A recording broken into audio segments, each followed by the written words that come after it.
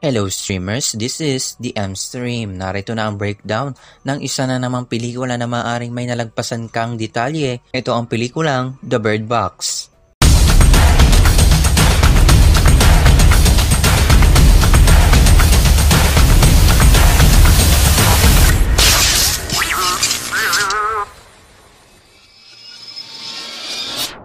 Before we begin, you can comment down below to join in my custom shoutout. Ang isa sa mga kontrobersyal na aspeto sa pelikulang Bird Box ay ang hindi natin nakikitang nilalang na inaatake ang sangkatauhan. Pero kung ating sisilipin mabuti ang kanilang istorya at ginagawa, may kita natin ang ilang clues kung sino ang mga nilalang na ito at kung sino-sino ang kanilang napatay. Mauna na dyan ang ilan sa mga inilista at ginuhit ni Charlie na sa tingin niya ay ito ang mga umaatake sa kanila gaya ni Akamana. Ang isa sa mga ginuhit niya, si Akamana ay isang demonyo na kayang kontrolin ang isang tao at gumawa ng masamang bagay at masamang intensyon gaya na lang na nangyari sa ilang tao na nakita natin sa pelikulang ito.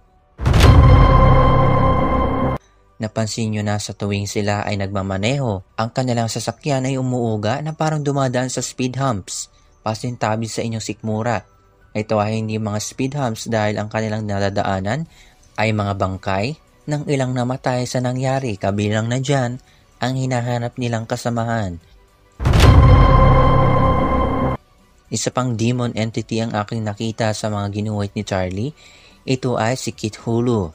Ginagawa niyang agresibo ang isang tao at hanggang sa mabaliw at gumawa ng hindi magagandang bagay.